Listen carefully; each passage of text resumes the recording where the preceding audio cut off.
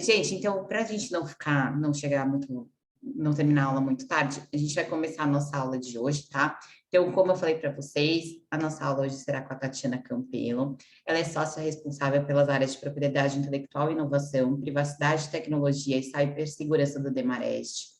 É a segunda vice-presidente da BPI, já tendo sido diretora tesoureira e coordenadora de várias comissões. Foi vice-presidente da Licensing Executive Society e presidente da LES Brasil, sendo agora conselheira. Foi presidente do grupo de propriedade intelectual do Lexmundi, sendo agora presidente do grupo de privacidade. Tatiana, muito obrigada por ter aceitado o nosso convite. A aula é toda sua. Obrigada, Thaís. Eu que agradeço o convite, parabenizo aqui pela iniciativa. A BPI tem feito, né, e você organizando esse evento, sendo coordenadora dessas aulas, desse curso, mostra o pioneirismo, mostra quão importante é trazer temas inovadores. Junto comigo aqui, vocês já conhecem, tem a Júlia, tem a Betina, enfim, a gente vai passando aqui, a turma vai fazendo parte aqui da BPI. Júlia, sinta-se à vontade, Thaís também, todo mundo, para me interromper, complementar, trazer a experiência de vocês, trazer dúvidas. E eu, então, queria começar falando um pouquinho de uma Tatiana que talvez vocês não conheçam. Na verdade, eu queria falar de uma Tatiana que talvez a Júlia e a Betina conheçam, mas a maioria aqui talvez não saibam que eu sou apaixonada pela dança. Eu, desde pequena, quando eu era pequena, eu dançava balé, eu fazia balé clássico. Depois, né, a faculdade começa, a gente para, filho nasce, aí a gente dá aquela parada na vida para ficar só com família e profissão. E aí, depois, agora, com os filhos grandes, eu voltei a dançar balé, então eu faço balé clássico e dança contemporânea. E vocês que não me conhecem devem estar perguntando, bom, essa professora é completamente maluca, o que ela vem falar de balé?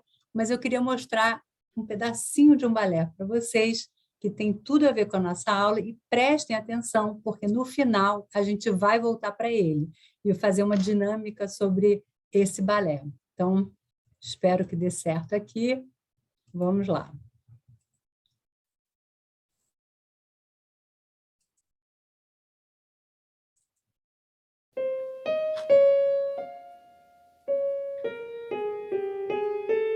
Essa é uma bailarina russa muito famosa, Natalia Osipova, que atualmente é a primeira bailarina do Royal Ballet de Londres. E ela está dançando um trechinho do balé Gisele.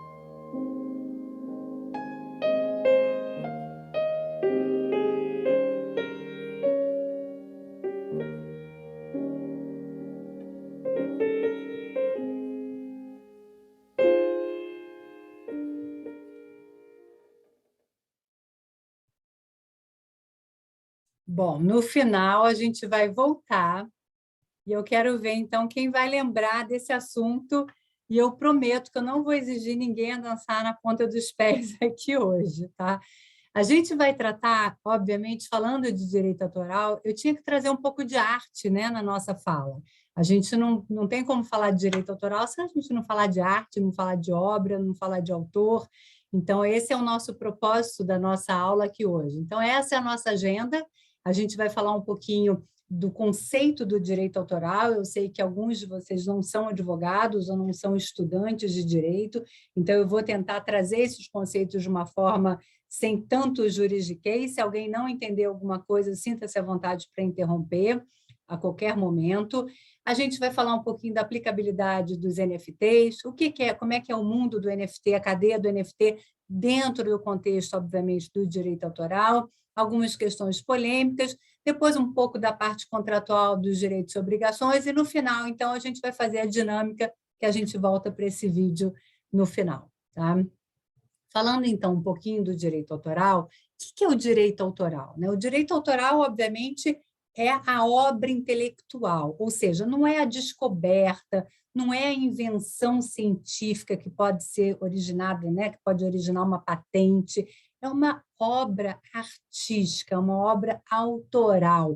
E quando, então, a gente fala que é uma obra autoral, que é uma criação do espírito, quer dizer que ela é fruto de uma criação humana, porque a lei fala criação do espírito. Então, necessariamente, a gente tem o quê? Um autor. Então, por isso, o autor ele é a figura central da obra do direito autoral.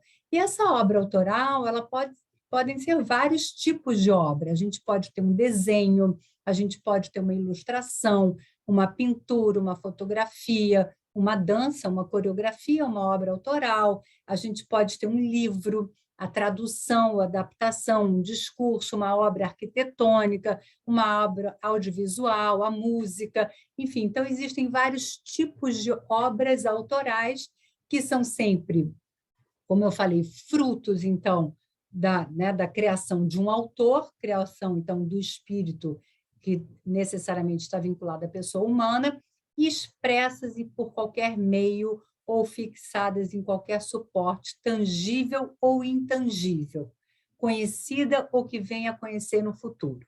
Então, esses são trechos importantes no artigo 7º da nossa lei, que fala fixadas em qualquer meio, que sejam ou de suporte, que sejam conhecidas ou que venham a ser conhecidas no futuro. Então, essas são informações importantes, porque elas vão fazer uma conexão no futuro com o que a gente vai falar com relação a NFT também. E aí o direito autoral, então, aqui trazendo um pouco de uma citação aqui de um autor famoso, que obviamente fala que o objetivo da regulamentação é justamente proteger o quê? O autor, proteger a criação do autor, possibilitando a defesa da paternidade. Então, o principal direito do autor é justamente o direito da garantia da paternidade, ou seja, que ele é que ele é o dono da obra, que ele é o titular, que ele é o criador daquela obra. E o direito da paternidade está ligado, que a gente vai ver mais na frente, ao direito moral do autor, que eu vou explicar. E o outro ponto central aqui da citação tem a ver com a integridade da obra, ou seja, a obra não pode ser modificada, ela não pode ser alterada sem autorização do autor. Então, esses são dois fundamentos muito importantes. O direito de você reivindicar, ou seja, de você dizer que você é o autor daquela obra, que você é o pai daquela obra, o pai, mãe, enfim, que você tem a paternidade daquela obra e que você também quer preservar a integridade daquela obra, ou seja, você não pode deixar modificar aquela obra. E aí existem duas legislações principais, que é a Lei do Direito Autoral e que, obviamente, recepciona a Convenção de Berna, que é uma convenção internacional. A Convenção de Berna é um tratado internacional que muitos países fazem parte, inclusive o Brasil, que dita lá os preceitos mais importantes, os direcionamentos, protegendo o direito autoral. E lá no Tratado de Berna, que é antigo, mas que ele foi aderir, o Brasil aderiu a esse tratado em 75, ele tem, então, normas que falam que todos os países signatários da Convenção de Berna vão tratar os direitos autorais no mesmo patamar, ou seja, o autor ele tem garantido os seus direitos nos países signatários da Convenção de Berna. E também garante que existem casos que você pode usar o direito do autor, pode usar aquela obra sem ferir o direito de autor, sem necessidade de uma autorização. Ou seja, sempre que você vai usar uma obra autoral, você tem que ter autorização do autor. Aquela autorização você pode usar a obra desde que tenha determinadas condições.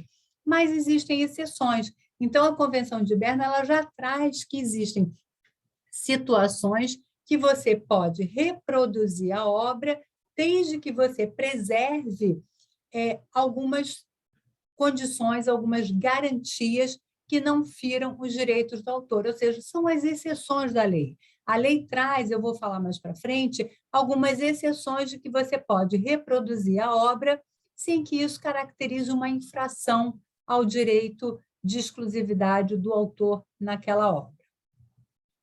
Como eu disse, o direito da paternidade ele está vinculado ao direito moral. A lei traz dois principais direitos, o direito moral e o direito patrimonial. O direito moral é aquele que tem a ver com algo íntimo, né? Aquele que tem a ver com a personalidade, no sentido de algo que tem a ver com o autor, com a sua personalidade no sentido da sua criação, da sua paternidade da obra, do seu foro íntimo. Então, o direito moral é algo que eu não posso alienar. A nossa legislação não permite que o direito moral seja renunciável, que o direito moral seja transferido, que o direito moral possa, né, passar de um para outro. Então, o direito moral, ele nasce com o autor e ele fica com o autor. Existem algumas situações específicas da lei que, quando o autor morre, o direito moral pode ser transmitido aos seus herdeiros, mas o direito moral ele fica inerente, ele fica conectado ao autor. E aí, alguns exemplos, então, desse direito moral, né? São justamente o de reivindicar a qualquer tempo a autoria da obra. Então, não interessa se, por exemplo, uma determinada obra foi publicada e, por acaso, não foi indicado o autor naquele momento, que estaria errado, mas vamos imaginar que isso tenha acontecido, ainda que tenha passado um tempo, o autor pode, a qualquer momento, reivindicar que aquela obra é sua, que ele é o autor daquela obra. Ter seu nome ou pseudônimo indicado como sendo o titular, né, como sendo o autor da obra. Conservar a obra inédita. O autor não é obrigado a publicar a obra, ele pode conservar a obra como inédita. Assegurar a integridade da obra, ou seja, a obra não ser alterada. Desculpa, gente. A obra não ser alterada, né? Ou seja, a obra continuar intacta, dela ficar como ela foi criada. Modificar a obra, atos, ou seja, assegurar a integridade da obra, opondo-se a qualquer modificações ou práticas que possam prejudicar a obra. Modificar a obra antes ou depois de utilizada. Retirar de circulação obra ou suspender de qualquer forma a utilização. Ter acesso a exemplar único e raro da obra. Então, esses são alguns dos direitos, né? São direitos morais do autor, que, como eu falei, são inerentes, ficam ali junto com o autor. Por outro lado, a gente tem o que a gente chama dos direitos patrimoniais. Esses direitos patrimoniais, esses sim, podem ser negociáveis. O autor pode, a qualquer momento, autorizar o uso dos direitos patrimoniais por terceiros, seja uma autorização de uso durante um determinado tempo, curto, longo, seja autorizar o uso por uma determinada condição. Então, por exemplo, eu tenho autorização de uso para publicar o livro, mas não para fazer um filme, por exemplo, daquela obra, ou fazer as duas coisas. Então, eu posso condicionar a minha autorização a determinadas condições. Por exemplo, eu posso condicionar que eu autorizo que você tenha exclusividade numa determinada obra, desde que você preencha uma condição mínima de venda daquela obra, número mínimo de exemplares, por exemplo. Então, são formas que o autor tem de utilização da sua obra enquanto direito patrimonial. O autor também pode vender, ele pode ceder a sua obra, o seu direito patrimonial. Então, nada impede que o autor transfira a propriedade, transfira o direito patrimonial para terceiro, podendo ou não ser oneroso. Nada impede que o autor transfira gratuitamente aquela obra para um terceiro. A obra dele, ele faz o que ele quiser, ou ele pode cobrar por aquilo. Tá? Então, lembrando, sempre o direito patrimonial pode ser transferido, pode ser autorizado o seu uso, mas nunca o direito moral. E aqui, então, eu trago essa distinção, porque muitas vezes as pessoas fazem confusão. Primeiro, a gente entender o que é licença e o que é cessão. A licença é o uso temporário, é o uso por um período de tempo. Você não é dono, você tem autorização de uso. A gente pode pensar num contrato de locação. Você não é dono do imóvel, você está lá por um determinado período de tempo enquanto você estiver pagando o aluguel. É a mesma coisa aqui. Ou se você não pagar aluguel, você tem autorização de uso de ficar no imóvel, por exemplo, poderia ser um comodato, mas você tem uma autorização temporária, aquilo não te dá a titularidade, não te dá a propriedade do imóvel.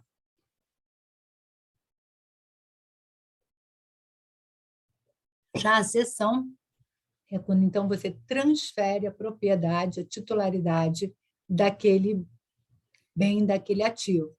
Mas, de novo, só a propriedade, só a parte do direito patrimonial, porque o direito moral ele é intransferível. Então, ainda que eu tenha titularidade de uma determinada obra, eu nunca vou poder modificar quem foi o autor daquela obra. Eu não posso, simplesmente porque eu sou o dono daquela obra, pegar e riscar o nome daquele, né, do autor original e dizer que o autor agora é uma outra pessoa. Eu não posso fazer isso, porque eu tenho que preservar o direito moral do autor. Tá? Então, esses são dados importantes da gente pensar.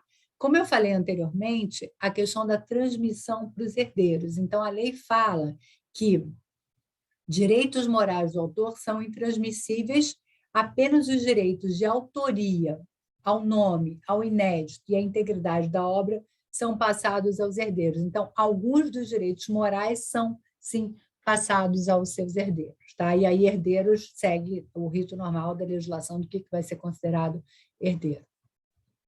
Está claro? Alguém tem alguma dúvida? Sintam-se à vontade para levantar a mão, eu não vou ver a mão, então eu peço a ajuda da Thaís e da Júlia, se alguém levantar a mão, mas sintam-se à vontade também para interromper se vocês quiserem, por favor.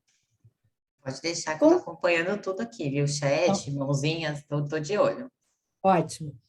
Com relação à remuneração, como eu falei, nada é obrigado a ter uma remuneração, tudo pode ser gratuito, mas normalmente existe uma remuneração envolvida. Essa remuneração, ela pode ser fixa, ela pode ser variável, ou ela pode ser uma combinação das duas coisas, ela pode ter um valor fixo e um valor variável, e isso é uma questão comercial que as partes vão determinar. Às vezes, numa determinada indústria, é mais comum ter uma coisa do que outra, mas não existe uma obrigatoriedade de ser uma coisa ou outra. Tá? Aqui, realmente, é uma questão das partes acordarem. E aqui tem um item interessante, que ele é, na minha experiência profissional, pouco usado, e até pergunto vocês, se vocês, quando trabalham com isso, têm experiência de muita utilização, que é o direito de sequência.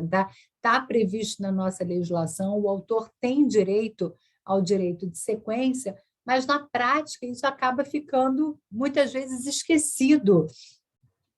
Mas o autor tem o direito de receber uma determinada remuneração, que é, no mínimo, 5% do preço acordado em cada revenda da sua obra de arte. Então, isso, muitas vezes, isso não é bem executado no sentido de endereçado, muitas vezes o autor acaba não recebendo o valor nas revendas posteriores. Não sei se vocês têm alguma experiência diferente disso, até gostaria de ouvir, então provoco aqui vocês para ver se alguém tem alguma experiência diferente, mas esse é um artigo e é uma prática que, infelizmente, a gente vê de pouca aplicabilidade, acontece, né? Infelizmente. Mas está na nossa lei, está previsto na nossa legislação. Com relação aos prazos, como é que é o prazo de proteção do direito autoral? Enquanto o autor viver, porque lembra, o cerne aqui da nossa proteção é o direito do autor, o direito da criação dele. Então, enquanto o autor estiver vivo, e se for uma obra em coautoria, vale também, ou seja, enquanto o último estiver vivo, enquanto eles estiverem vivos, a obra está protegida. A partir do momento que o autor morre, conta-se o prazo de 70 anos da morte do autor, ou seja, de 1º de janeiro do ano subsequente ao seu falecimento, para a obra estar protegida. A partir daí, a obra, então, cai em domínio público. Então, diferentemente das marcas, por exemplo, muita gente aqui trabalha com marca. Então, a marca a gente sabe que ela é protegida por um período de 10 anos e você pode, desde que as condições, né, do objeto social da empresa ou do seu interesse enquanto pessoa física, você tiver interesse, né, tiver como comprovar que tem a vinculação da sua atividade à finalidade da marca, você pode ir renovando a marca a cada 10 anos. Aqui não. Aqui, nesse ponto, se assemelha a patente, uma vez que cai em domínio público, caiu em domínio público. Qualquer um pode reproduzir aquela obra. Isso não quer dizer que o autor fique esquecido. O autor vai ser sempre o autor daquela obra. A paternidade continua, né? O direito moral continua, mas vai poder haver a reprodução da obra porque ela caiu em domínio público. Aqui eu trago um pouquinho para vocês a questão do ilícito. Aqui existem, né, várias correntes, várias discussões. Eu procurei trazer aqui algumas ideias para vocês do que é considerado um ilícito, ou seja, o que não pode, o que não está de acordo com a lei. Então, a gente pode considerar que existe um ilícito relativo quando há um descumprimento contratual, ou seja, nós acordamos algo no contrato e eu, que estou recebendo autorização de uso daquela obra, estou descumprindo aquele contrato, seja porque eu estou reproduzindo de uma forma diferente do combinado, estou reproduzindo mais do que o combinado, enfim, então é algum descumprimento contratual. Então, eu tinha uma autorização, mas eu estou indo além da minha autorização, então há um descumprimento relativo. Ou um descumprimento absoluto, ou seja, quando eu não tinha uma autorização nenhuma, e eu vou lá e uso uma obra alheia sem autorização. Então, a lei é clara, há uma contrafação, ou seja, há uma utilização de obra alheia sem autorização do autor. Ou até a usurpação, que é uma cópia servil da obra intelectual, que foi divulgada, inclusive, sem o nome do autor, né?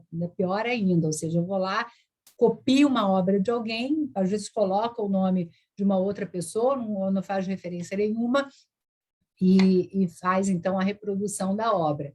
Então, isso, infelizmente, todo mundo sabe, acontece rotineiramente, das mais diversas formas e das formas mais criativas, se assim a gente for dizer, né, entre aspas, que podem acontecer. Agora, como eu mencionei, existem as reproduções lícitas. A lei prevê que existem determinadas situações que você tem que ter uma flexibilidade. Você não pode simplesmente reproduzir e achar que em todas as situações você não pode nunca reproduzir uma determinada obra, porque, afinal de contas, você tem que também ter o desenvolvimento, ter a pesquisa, ter a cultura de uma forma geral sendo desenvolvida. E, para isso, a lei traz, então, um uso que seja um uso razoável, um uso que não vai afetar o direito do autor, que não vai afetar o direito econômico do autor, que não vai afetar o direito moral do autor, da sua honra, do seu nome sendo relacionado à sua obra. Então, a lei traz aqui um rol do que é considerado um uso autorizado, uma reprodução autorizada da obra. Então, por exemplo, a imprensa ela pode usar uma foto, você pode ser reproduzido para fins jornalísticos, por exemplo, porque aquilo não estaria inferindo, então, aquela obra, ou um discurso, um pronunciamento que você está dando, e a imprensa, então, está reproduzindo aquilo. Para uso privado, você pode, então, reproduzir quantas vezes você quiser um determinado bem dentro da sua casa para você ouvir uma determinada música, por exemplo, exposição de obras em estabelecimentos comerciais, que você comprou uma determinada obra, aquela obra está ali no seu estabelecimento comercial. Então, existem condições e situações que a lei prevê que é um uso justo, um uso que não é considerado como não ferindo o direito do autor. Então, agora, é claro que sempre tem que ser observado com cuidado, porque aquele uso que às vezes pode começar de uma forma justa, ele pode, se for desvirtuado, obviamente, passar a ser um uso de uma forma não lícita. E aí eu trouxe um pouco do conceito aqui do fair use, né? Esse uso justo. A nossa legislação ela não fala, né, uso justo, né? Ela, em vários artigos, ela fala do uso autorizado, quando não fere o direito do autor, mas como a doutrina, e principalmente a doutrina internacional, fala muito do uso justo, do fair use, né, eu trouxe aqui para vocês, justamente para vocês terem essa nomenclatura e, quando estiverem lendo isso, poderem fazer essa relação com a nossa legislação e com esses princípios. Então, justamente o que eu estava falando. Quando esse uso é justo, a ponto de não ferir o direito do autor, a ponto dele ser uma reprodução que tenha ali um caráter restritivo, que tenha um uso ali específico que não vai ferir o direito do autor. Então, quando esse uso tem um propósito transformador da criação, mas que se enquadra, por exemplo, em comentários ou críticas do trabalho original, ou uma paródia, por exemplo. Então, esses são usos que seriam uma exceção à proibição de reprodução da obra, então, intelectual. Outra autorização, como eu mencionei, o domínio público. Então, por exemplo, a gente tem situações em qualquer tipo de obra, seja um quadro, seja um livro, que essa obra, então, está em domínio público. Então, ela pode ser reproduzida. Isso não quer dizer, novamente, que o autor vai ser apagado, né? O nome, né, hoje em dia, você esquece ele e finge que ele não existe. Não pode isso, né? O autor, Shakespeare, vai estar sempre relacionado à obra dele, às obras que ele fez, mas isso não quer dizer que eu não possa reproduzir uma obra dele que tenha caído em domínio público. Então, esse é um uso autorizado. E aí eu trouxe aqui alguns conceitos que podem ser entendidos como provocativos, mas a gente está numa aula, então a ideia é a gente poder pensar e debater, mas, ao mesmo tempo, trazendo aqui alguns conceitos para a gente pensar, para a gente debater, para a gente discordar, porque esse é o momento da gente pensar junto. Vamos lá. A gente tem, todo mundo, né, pensa numa marca, então a gente trouxe aqui o exemplo do Starbucks, a marca conhecida para identificar, obviamente, café ou a cadeia de restaurantes, enfim. Então, uma marca, ela vai estar sempre identificando um produto ou serviço. O direito autoral, como eu falei, é uma criação do espírito humano, ele é um trabalho artístico, ele não vincula a um produto ou a um serviço, ele não tem esse propósito de comercial, no sentido de identificação em massa, de identificação industrial de um produto ou um serviço. Então, são propósitos distintos, são proteções distintas, são leis distintas, mas a gente pode ter uma situação de uma criação autoral. Então, por exemplo, aqui no nosso exemplo, a gente pode ter este desenho central aqui, tendo sido feito um desenho, e ele ser um desenho artístico, mas, ao mesmo tempo, ele fazer parte de uma marca mista, que é o nosso exemplo aqui, porque é uma marca que tem letras, né, que tem palavras com desenho, então ela é uma marca mista. Então, a gente tem uma situação de uma proteção de um símbolo, vamos dizer assim, de um elemento que identifica um produto e um serviço, que é uma marca que pode ser renovada a cada 10 anos, e, ao mesmo tempo, a gente tem aqui um pedaço dela que pode ser uma obra autoral também, que tem uma proteção distinta. Então, esse é um tema super interessante de debate, porque eles nascem de formas diferentes, eles têm propósitos diferentes, eles têm proteções diferentes, e a gente esbarra nisso. Então, é um tema interessante. E mais interessante ainda, se a gente passar para o próximo, quando a gente pensa na marca tridimensional.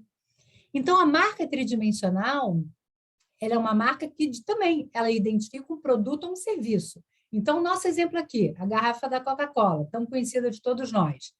Então, a marca tridimensional, se a gente estampar o Coca-Cola aqui, todos nós vamos identificar que é uma garrafa de Coca-Cola. Então, a marca tem o propósito de identificar aqui o produto. Então, ela serviu o seu propósito. E ela é tridimensional porque ela é tridimensional, o nome já diz.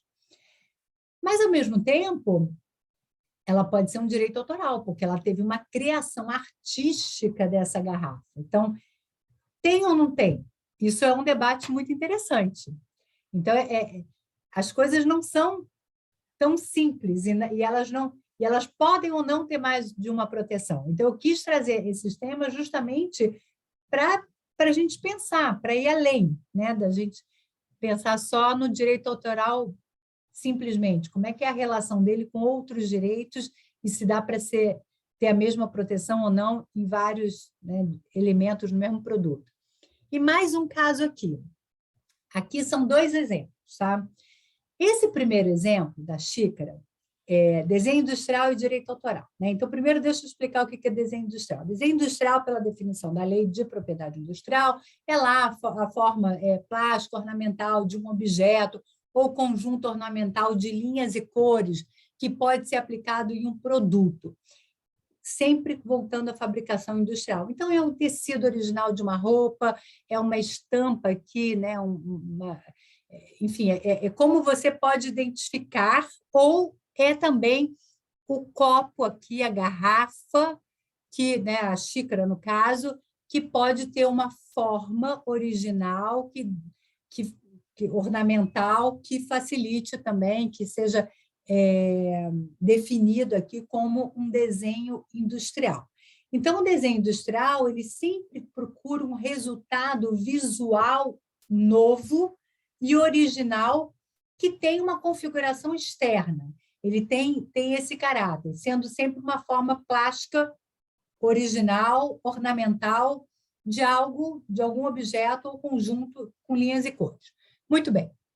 Então, nesse desenho aqui, que é extraído do próprio manual do NPI, a gente tem o desenho industrial, que é isso aqui, mas que ele poderia ser, eventualmente, também um trabalho, não sei se a gente pode classificar como um trabalho arquitetônico, mas um design aqui, né? Certamente, uma xícara, ele pode ser um objeto, um design enquanto objeto. A própria planta aqui, né, desenhada, ela também é um desenho. Então, você pode ter o desenho em si da planta protegido como um desenho em si, você pode ter o desenho da xícara aqui protegida como um design, e, eventualmente, se essa xícara tiver uma característica de fabricação industrial, com resultado visual novo, original, uma configuração externa, ela pode, eventualmente, ser um desenho industrial também. Então, de novo, é um novo debate que a gente tem. E esse caso aqui da Bolsa, a gente trouxe, até porque ele foi matéria do MUT da BPI do ano passado. Eu não sei se vocês sabem, mas a BPI ela fez ano passado e esse ano vai fazer de novo. Eu espero que todos vocês participem, assim, juntem, né? Podem ser faculdades, enfim, as regras estão no site da BPI, então, momento aqui comercial, mas eu acho que vale a pena a gente incentivar. A BPI organizou, através do Centro, né, de Resoluções de Disputas, o MUT, que é uma simulação de como seria uma arbitragem, e, obviamente, os casos, né, o caso discutido sempre vai ter relação com a propriedade intelectual, e o caso do ano passado tinha a ver com esse desenho industrial. Então, por isso eu trouxe esse que eu achei bem interessante. Justamente que esse produto aqui, ele foi entendido que seria um desenho industrial, mas também foi entendido que esse produto, além do desenho industrial, tinha, então, o direito autoral, porque ele também tinha a obra, né, artística em cima da bolsa. Então, ele não era apenas um desenho industrial, mas tinha também o caráter, né, autoral, pela criação, pela originalidade autoral da bolsa. Então, eu trouxe justamente para poder ilustrar. Então, é sempre importante a gente relacionar o que é o direito autoral e como que ele também conecta com outras áreas do direito. Bom, chegamos no NFT, né? Então, aplicabilidade do NFT. Agora vem o momento mais legal, né? Né? Chegamos no NFT. Então, primeiro caso, vamos lá. Esse caso aqui é a aplicação, foi feito um mural, 6 artistas se reuniram e num lugar bonito, um prédio, né, bacana e tal, pintaram vários murais, e inspirados na cultura mexicana. E aí, depois de 6 meses de exposição, eles foram lá e destruíram os murais. Então, todo mundo falou, meu Deus do céu, né? Como é que pode? Esse povo está louco. Eles foram lá, pintaram tudo, destruíram. Mas não, eles tinham, na verdade, fotografado, digitalizado tudo em alta resolução para que aquela obra fosse virar, na verdade, um NFT. Então, foi a primeira obra, até onde sei, que foi criada, então, mural, né, uma obra em NFT como mural. Então, ele foi criado já pensado, ele não virou NFT à toa, ele já foi criado, concebido dessa forma. Ele foi feito como um mural, mas já reproduzido depois através das fotos, já todo pensado no prazo de 6 meses, eles iam propositadamente destruir aquilo, porque aquilo ia virar um NFT. O exemplo do lado, e aí a gente está falando, olha que interessante, né? Quadro, né? Um mural, uma obra artística.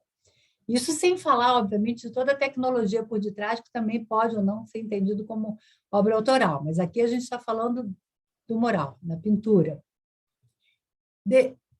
Pandemia, ninguém podia se ver, ninguém podia ir a desfile de moda, ninguém podia viver sem máscara.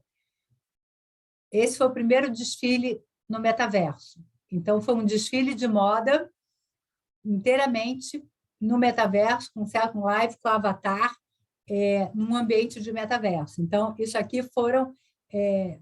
aconteceu esse desfile, que obviamente é super interessante também.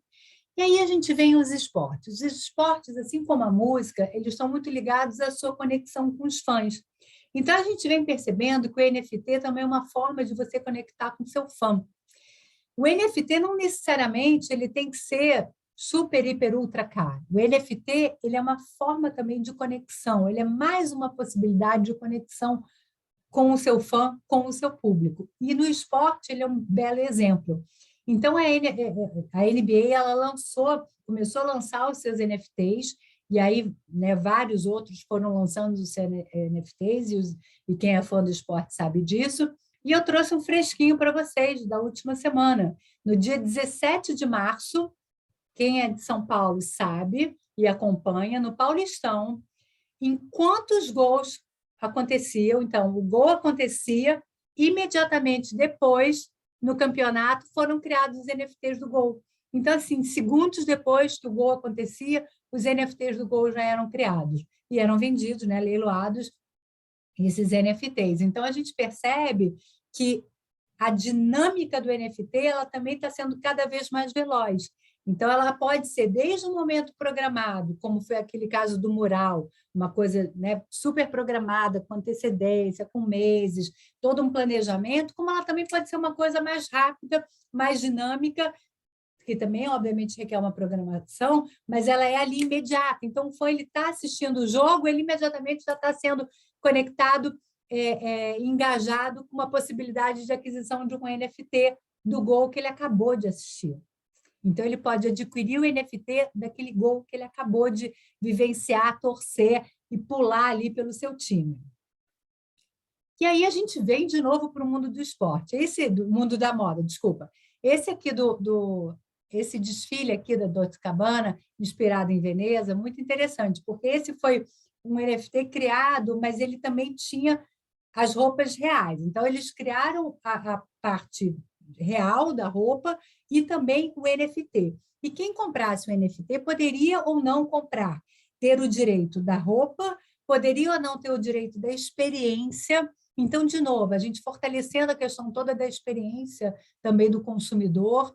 Então, a gente percebe aqui a possibilidade do público ter produtos, acessos, consumir coisas distintas e combinadas ou não com o mundo, né, que a gente vive, o mundo tangível, o mundo real. Então, ele pode comprar o vestido no NFT, mas ele também poderia comprar, eventualmente, o vestido no mundo físico, né, com alguns, né, bons dinheiros aqui, pagando aqui o que ele vai querer.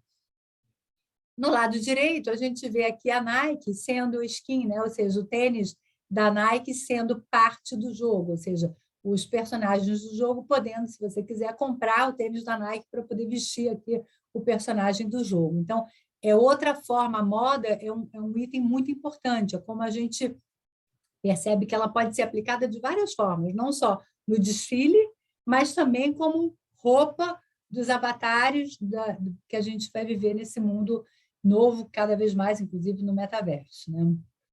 E aí a gente vem para a música de novo, né? A música, o Kings of Leon, eles foram a primeira banda a lançar o seu primeiro álbum completamente em NFT.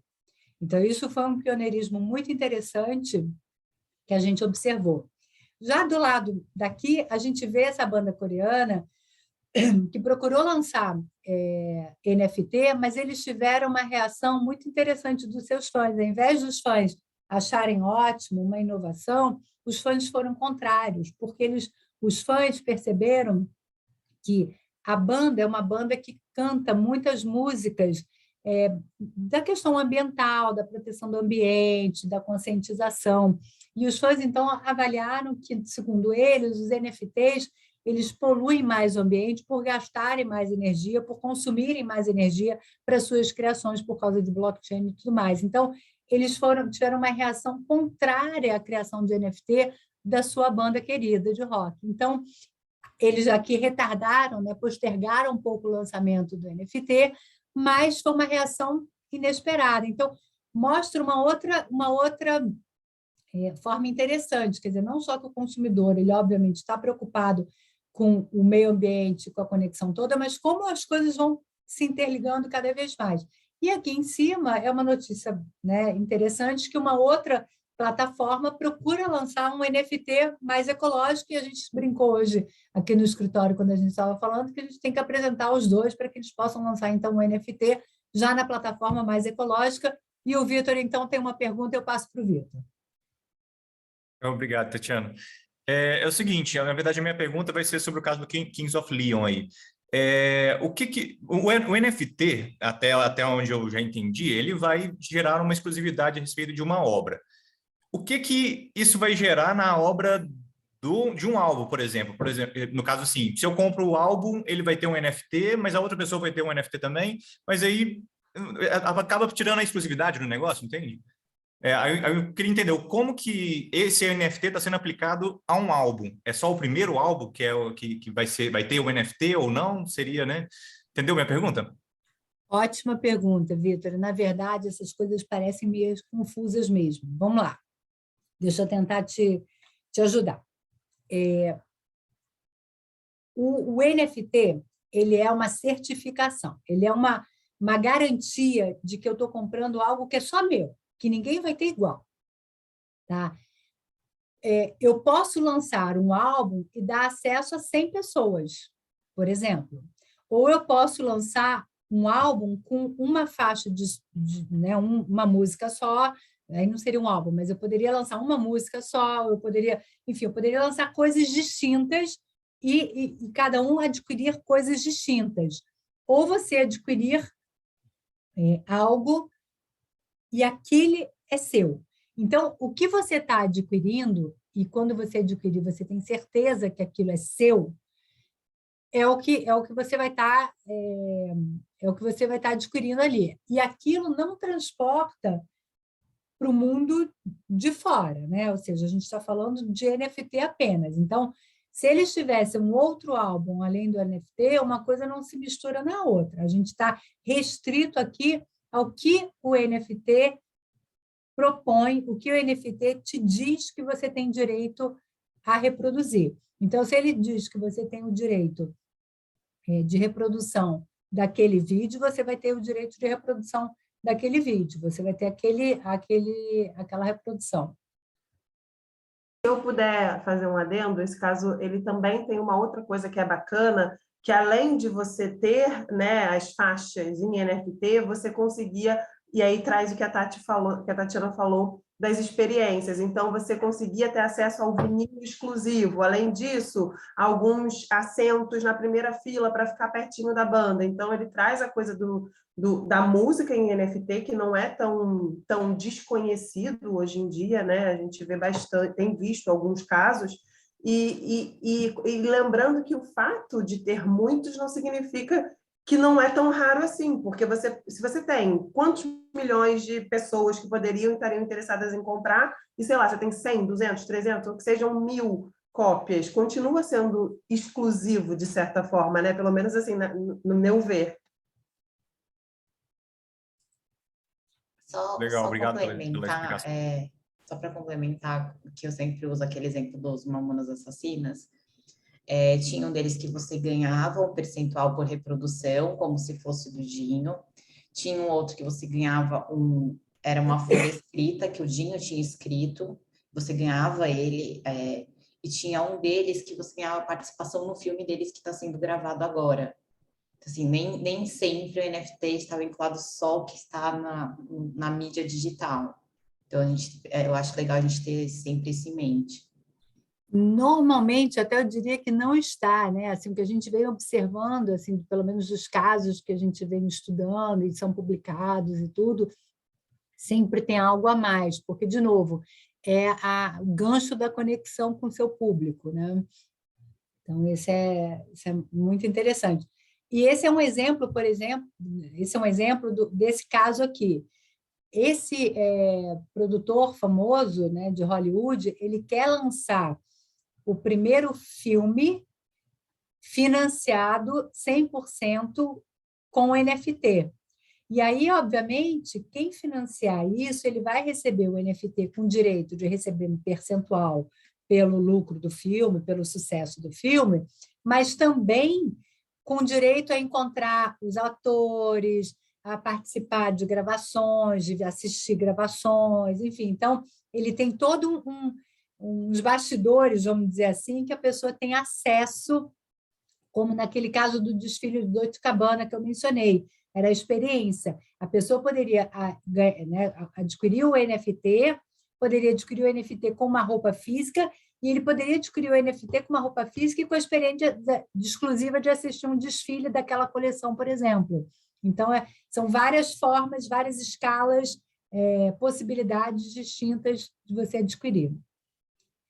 O exemplo do lado direito é uma exposição em Dubai, e aqui é interessante porque tem uma exposição física, vamos dizer assim, né, normal do mundo, né, um museu, mas também tem uma exposição né, da realidade do metaverso, e aqui é a percepção de alguns artistas de que como o NFT vai mudar, né? Como o NFT vai ser revolucionário para o artista, e o artista percebendo que ele ganha mais um canal de comunicação, mais uma plataforma, se a gente entender como uma plataforma de exposição mesmo da sua obra. Então, ele vai além do palco, ele vai além da tela, ele vai além da galeria de arte, ele vai além do Spotify, ou de como ele for mostrar a música dele, para ter mais uma forma de exposição e de exploração da sua obra, seja para ganhar um retorno financeiro ou, né, uma conexão com o seu público. E aí, a gente pensando, então, um pouquinho aqui, o que é, então, como que cria, né? Como é que a gente chega no NFT? Então, quando a gente fala do NFT,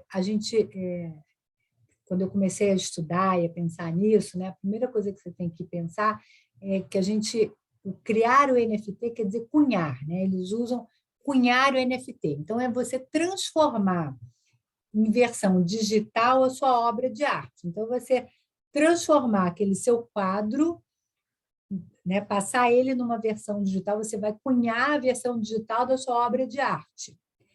E aí, então, é o ato de você tokenizar, ou seja, você colocar aquilo de uma forma tokenizada. Então, vamos tentar aqui pensar, você tem uma obra de arte que você, então, transforma ela, né? Você tokeniza ela para que você possa, então, prepará-la, se a gente for tentar traduzir isso em palavras, para que ela, então, seja o NFT. E aí você, então, carrega ela numa plataforma para que possa emitir o token e garantir a autenticidade da obra. O NFT nada mais é do que essa certificação, essa garantia da autenticidade daquela obra, de que aquilo é aquilo. Tá? Cada transação, então, você paga normalmente uma taxa para você poder criar, para você poder publicar, então, aquela sua obra, aquela sua criação, aquele seu NFT. E, normalmente, quando você publica isso, você publica numa determinada plataforma. E as plataformas, quando você cria em uma, você normalmente não... Você cria em uma e criou nela, você não vai criar em várias simultaneamente, você cria em uma plataforma. Mas e aí você tem que observar, obviamente, os termos e condições de uso daquela plataforma que você está criando o seu NFT. E a maioria das plataformas se reserva o direito de excluir o NFT ou até mesmo bani-lo de sua plataforma se você tentar decidir trocar, enfim, decidir criar em mais de uma plataforma o mesmo NFT. Isso não funciona. Então, você cria o NFT numa determinada plataforma, eventualmente você pode vender em outra plataforma, em outro mercado, mas você cria em uma única plataforma. Tá? Tatiana, só aproveitando que você estava falando dos termos de cunhar, tokenizar, tem um termo que o pessoal vai ouvir muito aí também durante o curso, que é o mintar, que foi um abrasileirado, uma portuguesada do to mint. Então, vocês vão ouvir muito as pessoas falando mintar, mas o mintar nada mais é do que o cunhar, tá? Então, o cunhar é a versão em português. É isso aí. Blockchain, eu sei que vocês já tiveram uma aula, então não vou entrar nisso, né? Que foi justamente a sua aula passada, mas aqui só para vocês entenderem um pouco a sequência, e por isso a gente trouxe esse ponto aqui, né? Mas o blockchain facilita o processo de registro dessas transações, é o rastreamento desses ativos, né? Então, só porque ele está conectado, obviamente, com a base de tudo. Aqui, o on-chain e off-chain, então, a gente... falando um pouquinho aqui, é um termo bem técnico, mas só para vocês, assim, se vocês ouvirem também falar disso, só para vocês saberem que tem, tá? Aqui é como você cria o seu NFT, né? Ou seja, você vai criar ele, esses metadados, que é justamente a criação desse NFT, você vai criar ele diretamente no blockchain ou você vai criar ele numa nuvem para depois acoplar ele para se unir ou não ao blockchain. Então, isso aqui é para você poder, pelo menos, ter a noção que esses termos existem, e aí, se você, obviamente, depois quiser pesquisar mais. Eu só queria trazer o conceito para vocês de uma forma bem preliminar, mas só para vocês ouvirem essa nomenclatura e entenderem minimamente que existe isso. Tá? Isso é mais técnico, mais da questão da criação do NFT, e eu sei que vocês vão ter uma aula prática, então isso deve ser abordado na última aula. E aí vem onde isso tudo funciona, né? Não é na internet, a internet é a internet. O nosso mundo aqui de NFT é no marketplace ou no exchange, que é como se fosse a internet dos NFTs, né? A gente fala marketplace e exchange, que é justamente esses ambientes, essas plataformas onde os NFTs vão ser cunhados, vão ser mintados, vão ser criados, tá? E aqui são apenas alguns exemplos de marketplaces que existem. E aí, tentando fazer uma conexão com tudo isso que a gente falou até agora, a gente pensa assim, bom, existem 4 pontos, vamos dizer assim, principais do direito autoral que a gente tenta trazer aqui para o NFT. O primeiro é a questão do suporte. Então, o direito autoral fala que a obra tem que estar num suporte. E esse suporte ele é conhecido ou que ele venha a ser, né, ou que seja inventado no futuro. Depois a gente fala do direito patrimonial do autor de usar, fruir e dispor da sua obra. Depois a gente fala dos direitos morais e patrimoniais da obra. E a gente fala que os direitos morais são inalienáveis e irrenunciáveis. E aí a gente fala também da questão da transferência. Então, esses são 4 conceitos, a gente poderia trazer outros tantos aspectos aqui, mas pelo menos esses são 4 importantes, básicos e principais para a gente poder falar aqui hoje. Tá? E aí a gente retoma a quando começou a questão do e-book. Quando começou o e-book, foi toda a discussão de é uma nova plataforma ou não é? É uma nova forma apenas de eu usar o livro que eu já tenho? E aí essa discussão começou lá fora. Esse é um caso que a gente tem notícias de que foi uma das primeiros, se não o primeiro caso que se discutiu o tema, e justamente quem tinha o direito do livro físico dizia que tinha o direito para tudo, que era um direito absoluto, em qualquer plataforma, não interessa se o livro era físico, ou se era uma plataforma digital, se era o e-book. E, obviamente, a outra empresa dizia, não, vocês tinham um direito limitado à publicação física. E a discussão era toda essa, até que ponto o meio digital, o eletrônico, o e-book, seria ou não um novo meio, seria ou não uma nova plataforma, um meio separado ou não, uma nova forma de uso. Então, essa discussão ela foi, né, muito interessante, e, no fim do dia, o caso foi resolvido de uma forma que deu a uma das empresas os direitos sobre os livros eletrônicos, ou seja, se entendeu que são usos distintos que deveriam ser especificados no contrato. Então, de novo, sempre importante fazer um bom contrato. Em direito autoral, não se brinca com as palavras. A gente tem que ser muito preciso, a gente tem que pensar com muita atenção. Então, direito autoral, o contrato, ele tem que ser lido, relido, pensado, desdobrado, assim, os desdobramentos são fundamentais, porque uma falta de uma inclusão ali, ela pode gerar uma consequência. Então, atenção em contrato de direito autoral, tá? E aí, a gente chega no NFT. Não é que a gente vai discutir suporte de novo? Olha só, o e-book chegando aqui no NFT. Aí a gente fala em suporte. Suporte, a gente tem uma outra discussão. E a discussão agora, que não tem uma resposta ainda, e eu não tenho essa resposta para vocês, e talvez nunca venha a ter, porque o que vale aqui é a discussão, a gente chega lá, a questão do suporte. Será que a obra ela está ou não um novo suporte? Então, a gente tem que primeiro dividir. E aqui eu fiquei um tempão para fazer esse slide, gente, eu tenho que confessar a vocês. Sentei com o meu time todo aqui para pensar de uma forma simples de como fazer isso aqui para vocês. E tentei aqui passar da melhor maneira possível para vocês. Então, primeiro vamos pensar o seguinte, a obra é pré-existente? É. Então, tem divergência. Então, beleza, esse é o ponto mais legal. Então, a obra é pré-existente. Primeira corrente, o NFT é um novo suporte. Então, seria uma nova obra ao trocar o tangível por intangível. Então, se assemelha lá à questão do e-book. A segunda corrente diz que não, que é apenas uma certificação, então não tem que se falar de nada novo, porque não entende o NFT como nada relacionado a uma criação nova, é apenas uma certificação de algo que já existe. Então, aqui é um ponto que existem duas correntes, pode ser que mais na frente venha a ter outros questionamentos, outras discussões, mas atualmente a gente pensa assim, é uma obra pré-existente, então a gente já sabe que tem essas duas discussões. A corrente de que o NFT é um suporte, é um novo suporte, e aí seria então uma nova obra, considerada uma nova obra, né, de troca do tangível para o intangível, ou não, seria só o certificado. Fala, Thaís.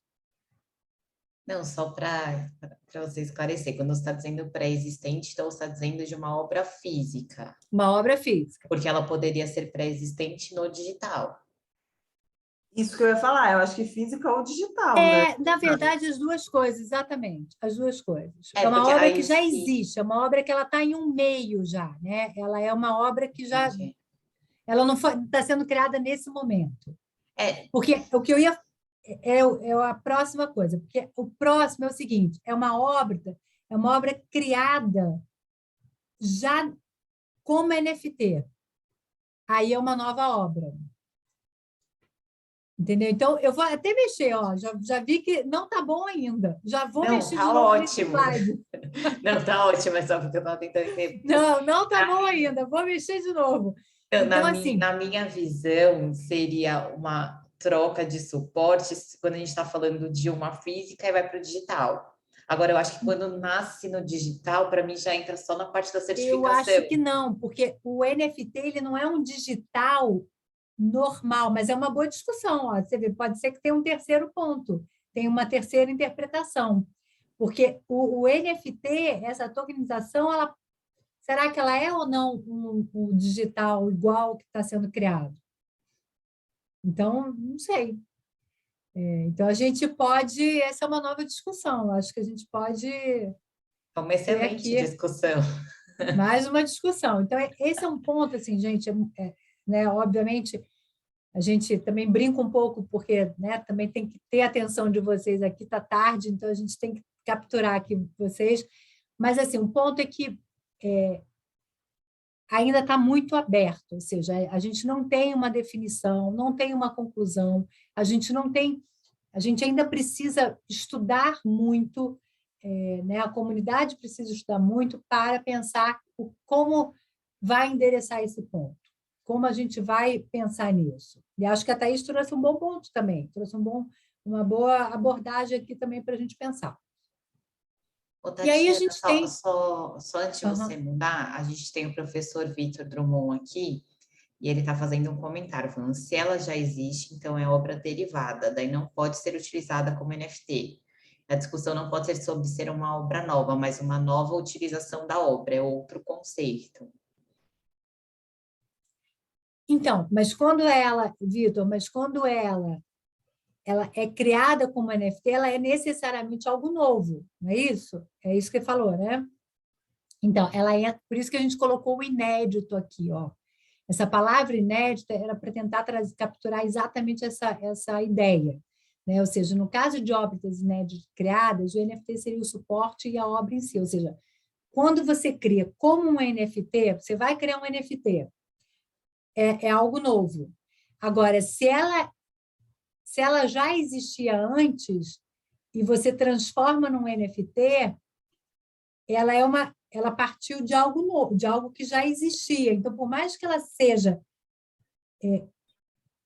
tecnologicamente criada como um NFT, você não pode desassociar completamente de algo que já existia, porque tem um direito anterior. Exato. É nesse sentido que eu pensei. Fala, Vitor. Tatiana, me permite? Por favor. Tudo bem?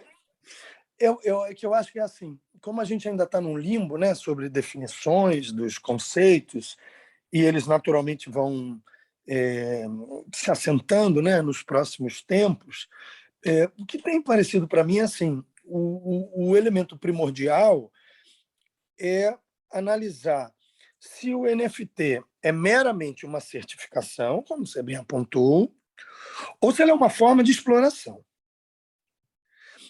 Como obra em si, é muito mais difícil a gente apontar essa hipótese, porque se o que ele traz é uma certificação de garantia da origem, isso não é o conceito da obra, entende? Não é isso que traz em si o conceito de obra. O que traz o conceito de obra é uma inovação artística, inovação no sentido muito, muito entre aspas aqui, né? Uma criação nova, que não seja suficiente a confundir com uma anterior, no domínio das artes, da cultura e das ciências, que tenha originalidade, que tenha sido exteriorizada, que seja criativa no sentido do humano, né? Tudo isso. A não ser que a gente já passe para a questão da inteligência artificial, que seria uma loucura nesse momento a gente cruzar isso, né? Nesse exato momento, né?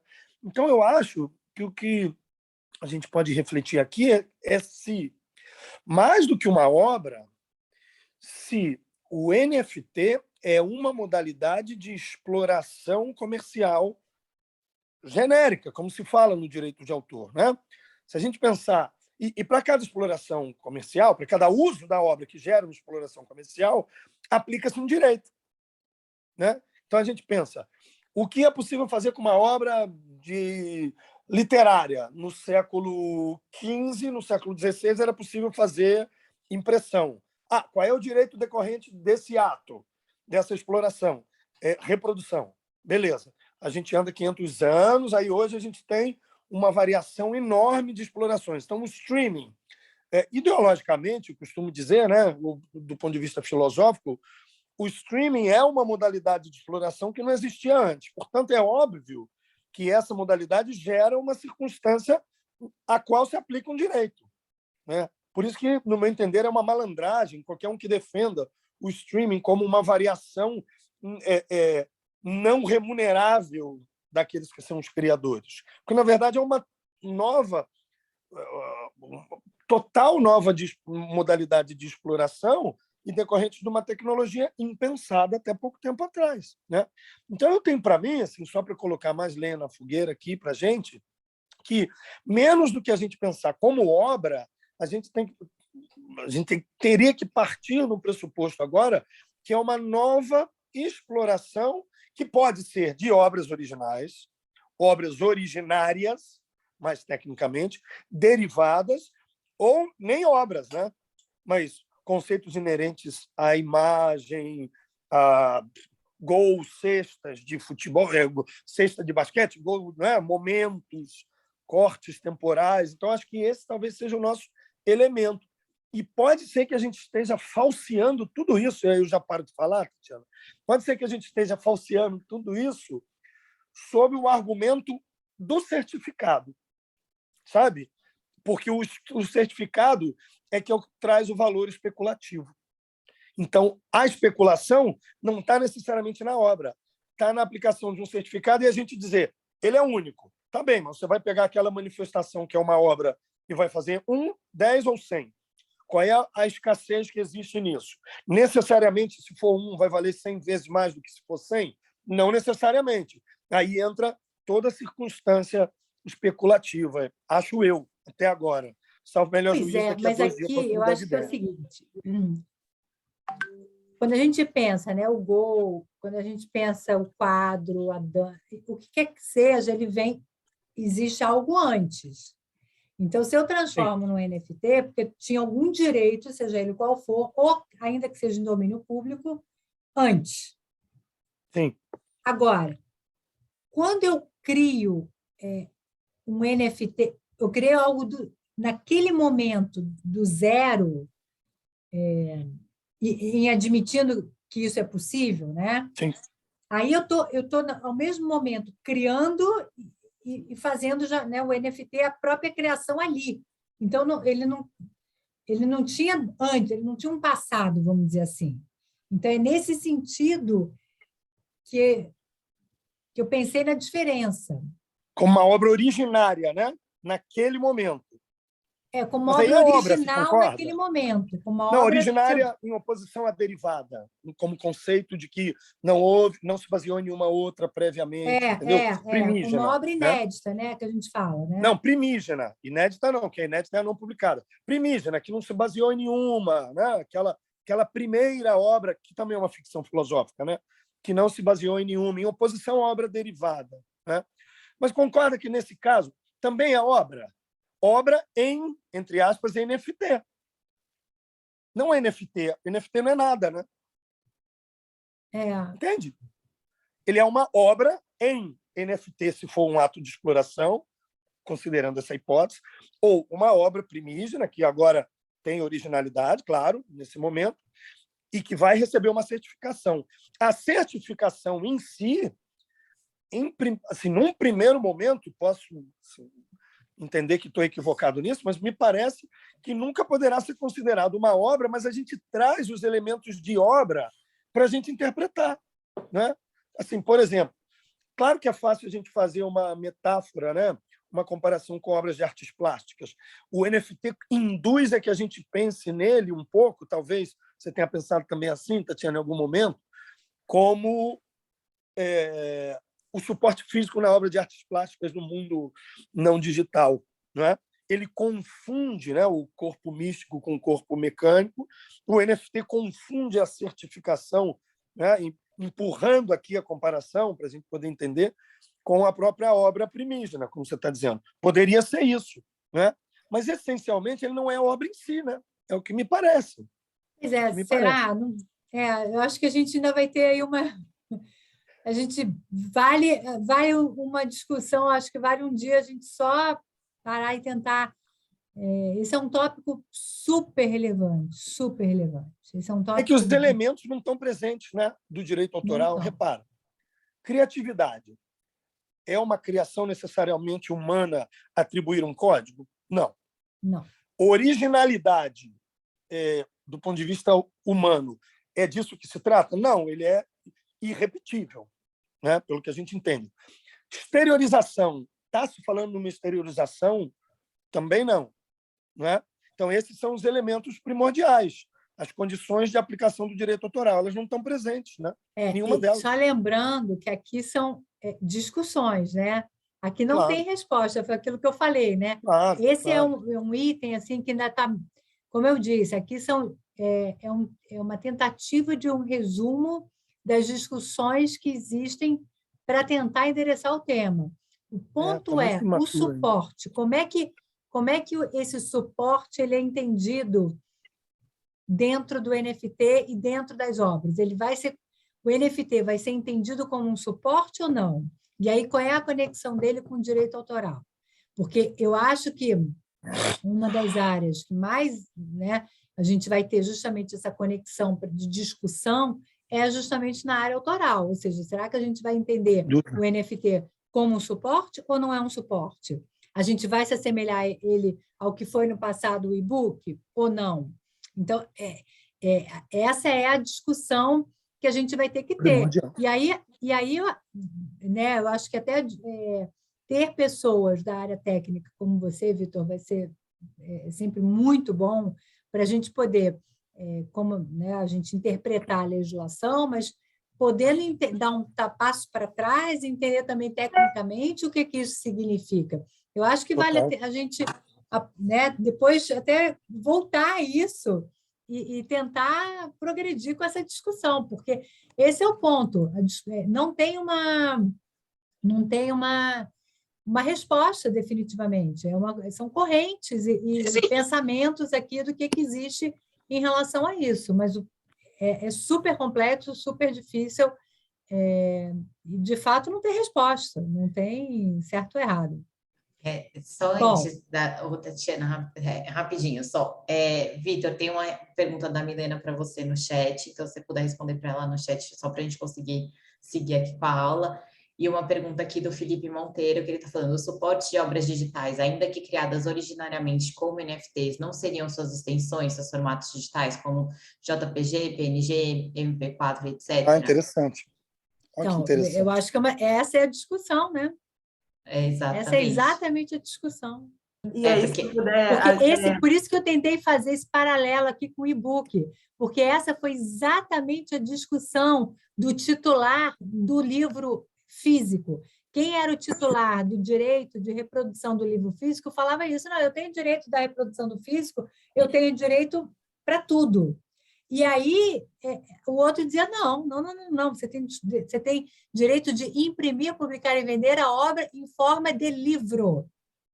E aí a discussão era isso, mas livro quer dizer tudo, não interessa o meio. E a discussão foi exatamente isso. No fim, pelo visto, venceu a literalidade do que estava escrito no contrato. Por isso que eu ressaltei antes: cuidado com o contrato, cuidado com o que você combina. Juro que a minha intervenção é super rapidinha, se eu puder, ainda nesse sentido do que o Felipe está falando, até mesmo pegando o conceito que a Tatiana trouxe de on-chain, quando você pensa numa obra on-chain, talvez você possa ter o conceito de uma obra em NFT, em blockchain, porque você cria ela direto na blockchain, e aí veio uma discussão maior ainda. Então, realmente, sim, é pano para muita manga, para muita discussão, para passar horas conversando. Bom, tentando seguir, então, aqui, um outro exemplo interessante, esse skatista, eu vou... esse é o vídeo dele, né? Esse vídeo viralizou, ele com a música, com o suquinho de uva dele mostrando a marca, e quando ele, então, foi criar o NFT disso, ele não conseguiu autorização nem da empresa, nem do titular da música e nem da empresa que é a dona da marca. Então, ele criou o NFT sem música e com a marca borrada. Então, aqui mostra uma preocupação dele justamente de já criar o NFT sem nenhuma violação de direitos terceiros. Então, ele criou, ele é o mesmo vídeo, só que sem música e sem a marca de terceiro, né? Esse vídeo viralizou no TikTok. Tatiana, eu quero até pedir desculpa pela minha interrupção, que às vezes é uma pergunta boba, mas... Não tem pergunta boba. Eu falo que boba é quem não pergunta, então eu vou perguntar. Esses dias eu entrei numa exchange e vi uma imagem do Coringa, muito próxima do Coringa, e em formato NFT. Né? E aí me veio justamente esse questionamento, porque para mim teria que ter direito a converter em NFT o criador da imagem do Coringa. É justamente essa discussão que a gente estava naquele momento anterior. Então, isso não tem decisão ainda. Não, em tese não pode, né? Olha, aqui o próximo, eu vou abordar exatamente isso. Aqui foram, tanto a DC como a Marvel, né? Elas proibiram, a DC aqui encaminhou um comunicado aos seus artistas, aqui até, olha aqui a situação, aqui eram até os criadores, de fato, os artistas que criaram, porque antigamente, né, até o próprio artista ficava com cópias originais, com manuscritos, os desenhos originais, e isso tradicionalmente eles guardavam, né, até como recordação, enfim. Só que com a história toda do NFT, se percebeu que existe aí uma possibilidade muito interessante também de você criar essa parte como um NFT. Então, eles aqui incentivaram, ou seja, eles proibiram que eles publicassem isso para que os titulares dos direitos, então, publicassem isso como NFT. Então, as marcas, as empresas, os titulares de direito é que têm realmente o direito, né? No teu caso aí, até mais, um exemplo ainda maior, mas realmente quem tem que publicar é quem tem o direito. Você não é porque é no NFT que você vai infringir o direito de terceiro. Tá? Agora, existem usos lícitos. Né? Aqui é uma paródia, então é um exemplo de um uso lícito e foi uma paródia de um vídeo que teve e virou um NFT, enfim. Então, aqui como uma paródia. Então, esse aqui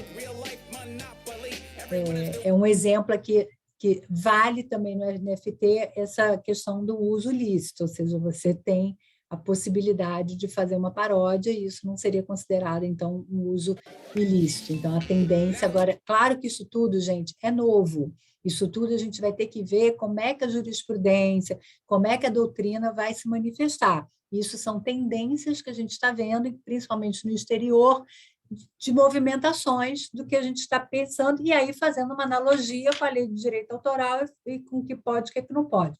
A mesma coisa, o livro está em domínio público, o livro já está em domínio público, ele pode ser reproduzido, então foi criado um NFT do livro para poder justamente você ter ele como NFT. Então, aqui não houve violação nenhuma, porque justamente o livro já estava em domínio público, é uma permissão, é uma autorização, uma exceção de uso, né, do autor. E aqui são os nossos desafios, né? E aí, como advogados, operadores do direito, a gente sempre tem que pensar justamente nesses pontos que você, Luciane, colocou muito bem. E aí o caso Duni é um belo exemplo, né, do que tem que se tomar cuidado. Aqui, um grupo, né, se reuniu, de investidores, se reuniu para comprar um livro super raro, um exemplar físico desse livro super raro, gastaram uma fortuna e compraram o livro. Ao comprar o livro, eles acharam que, então, iriam transformar aquilo em NFT e destruir o livro, né? Para que todos pudessem ter acesso ao livro através do NFT e destruir o livro físico. Mas, obviamente, quando você tem acesso ao livro físico, isso não quer dizer que você tem o direito de reproduzir aquele livro como NFT, porque se você não, a não ser que o livro esteja em domínio público.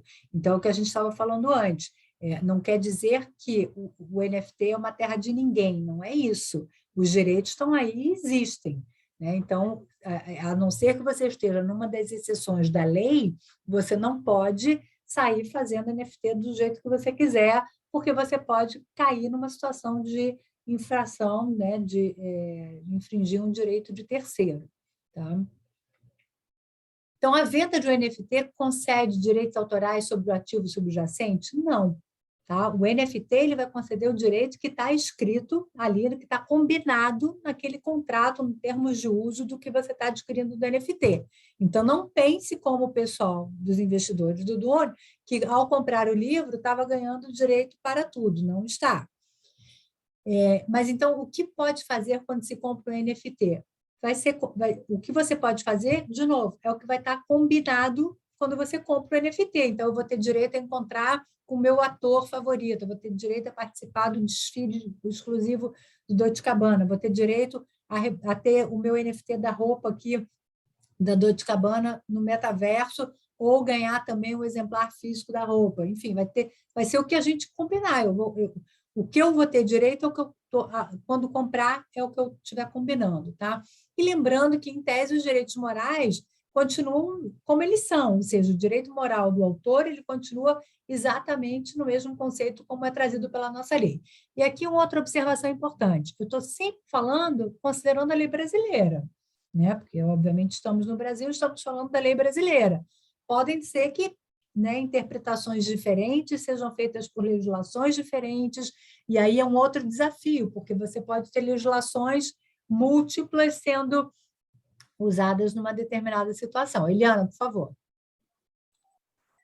Tatiana, uma dúvida. No post anterior, se falou que comprar uma música, por exemplo, a música por NFT, tem o direito de reproduzi-la quantas vezes for possível.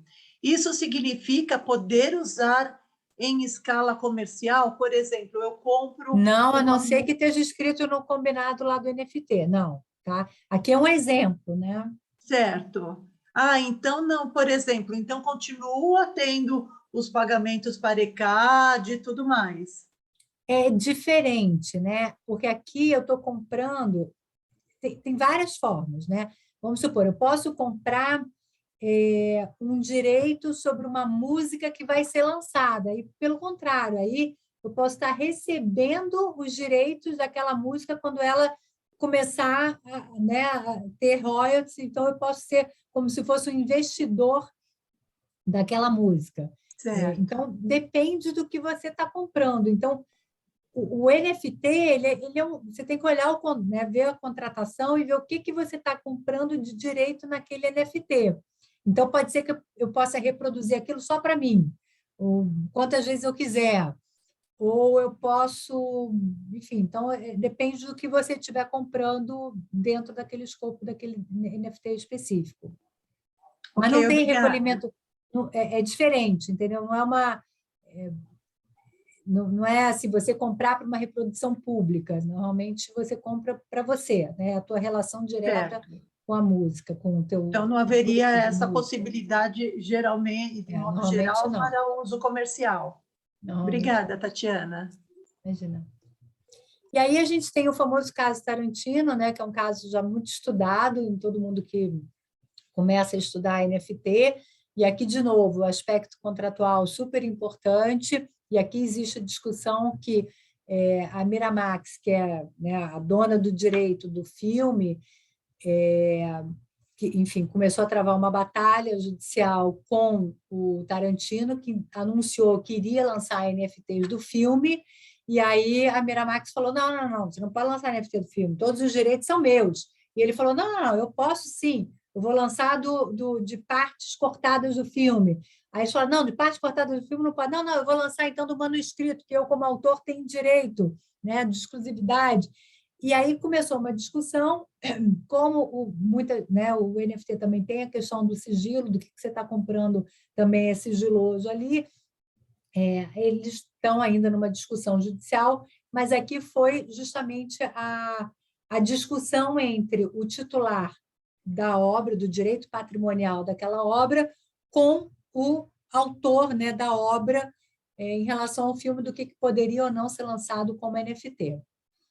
E aí a gente veio para o que eu falei, né? Sempre olhar quais são os termos e condições. Então, o que está escrito no contrato? O que está escrito nos termos e condições? Pode copiar, pode fazer download, pode revender.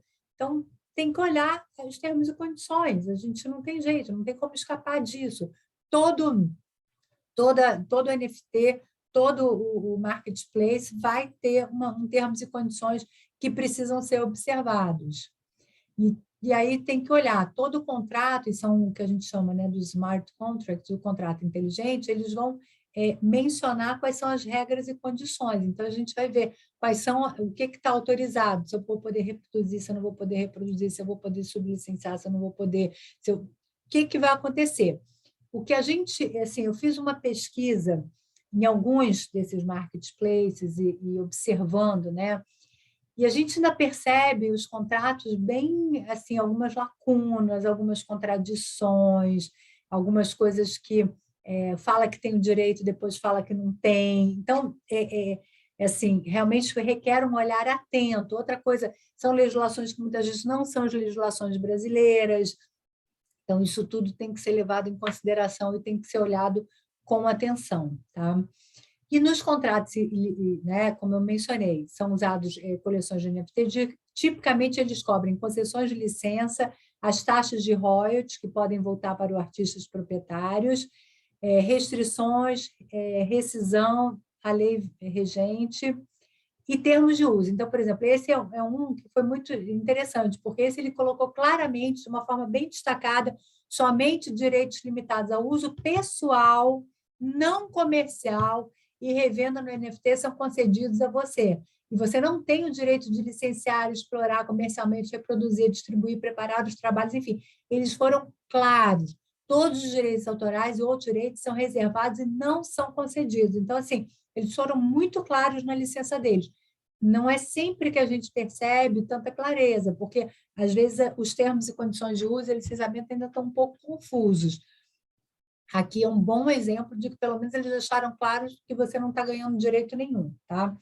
E aqui outros termos e condições que a gente foi pegando, né? Eu fui pegando aqui algumas partes de que são importantes, mas, de novo, ler com atenção para entender qual é a regra do jogo.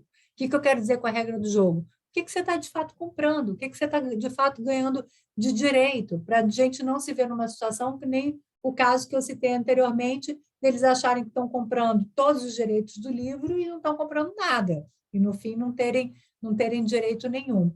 Então, aqui é importante a gente prestar atenção nos termos e condições de uso.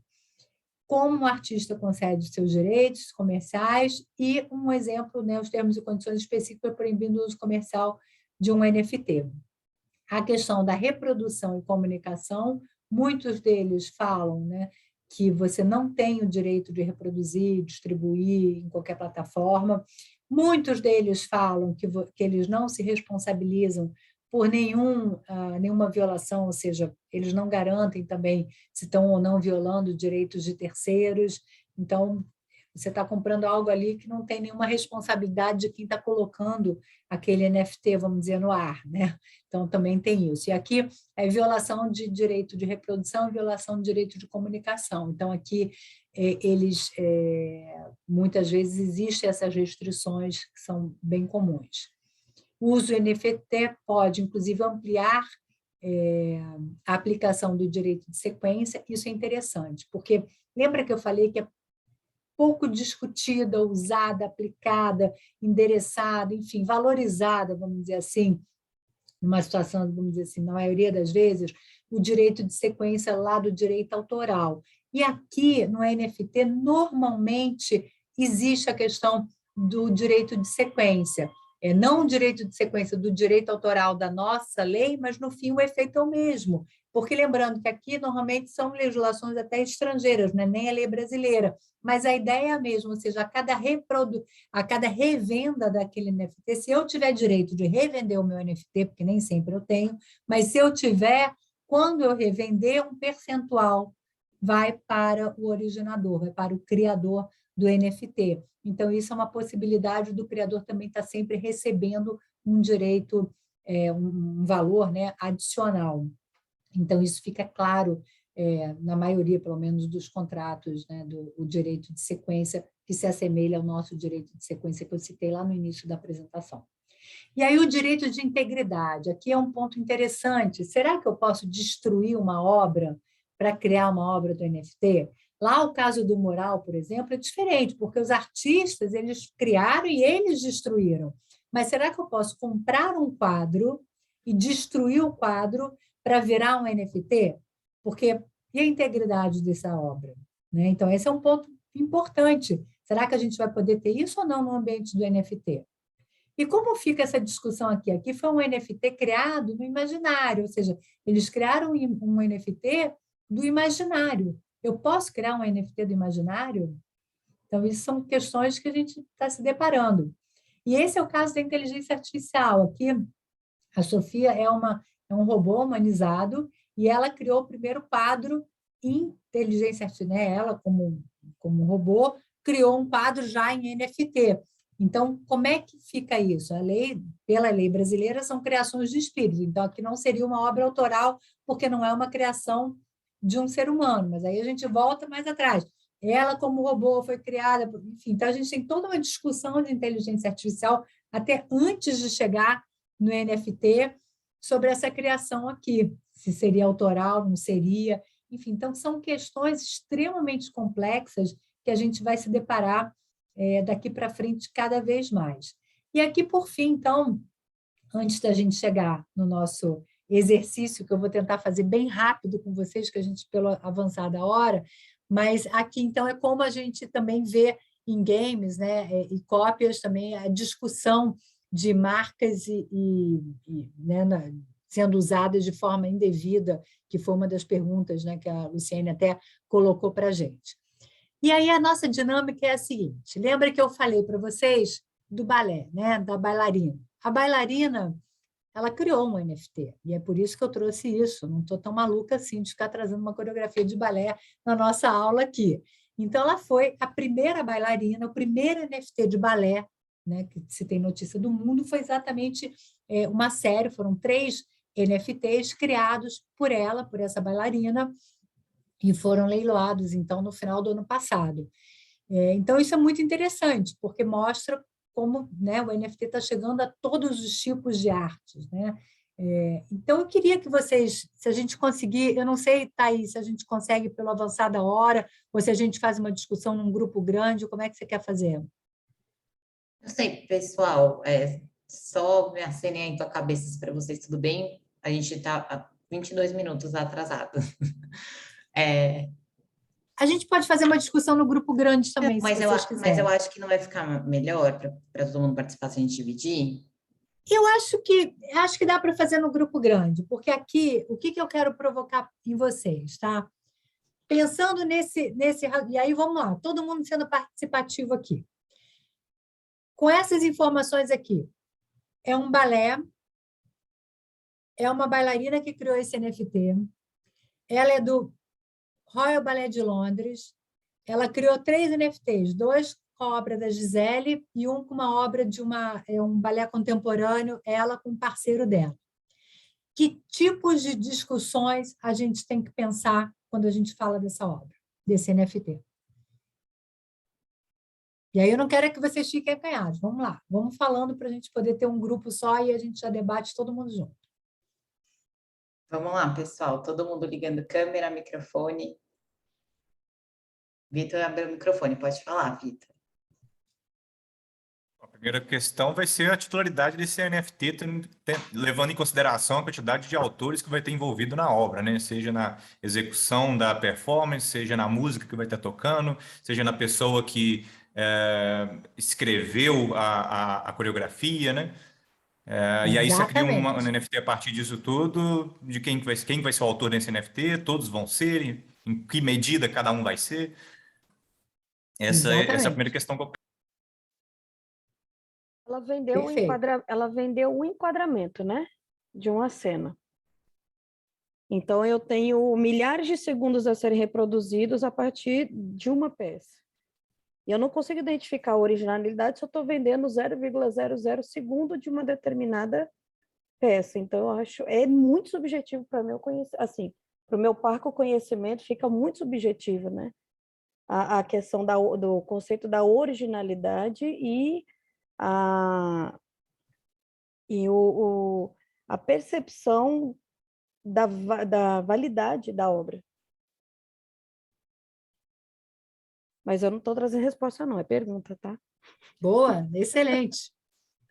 E aqui não tem resposta certa, tá? Porque nem errada, porque aqui eu nem, assim, né,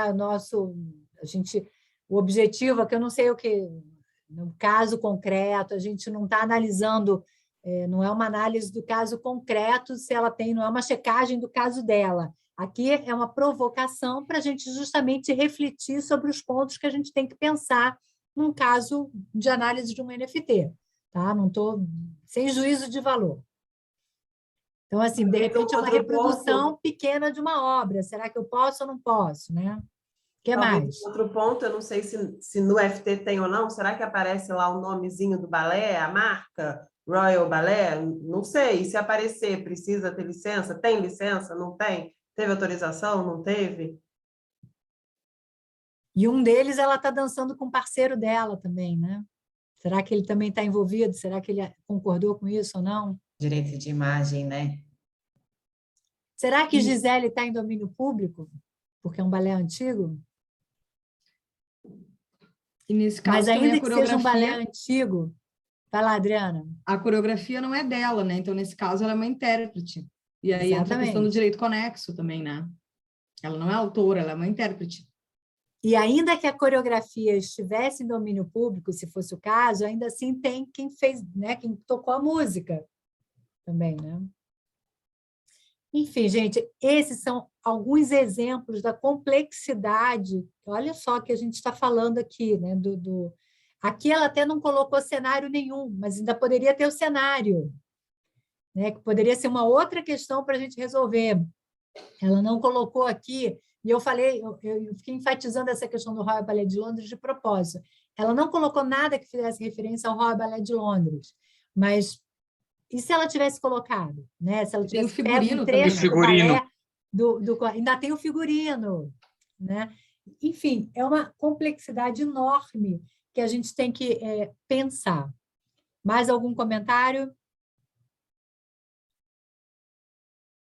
E aí são questões aqui, eu separei aqui, não sou proprietário de direitos do direito de IPI. Posso cunhar o NFT? A gente já deixou claro aqui que não. Posso transferir ou vender meus direitos autorais para outra pessoa? Sim. Desde os direitos patrimoniais, o moral não.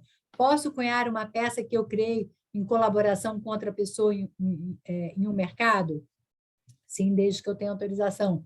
Posso usar ou incorporar a arte de outra pessoa em meu NFT? Sim, desde que eu tenha autorização. Posso criar um NFT em obra de um artista que faleceu?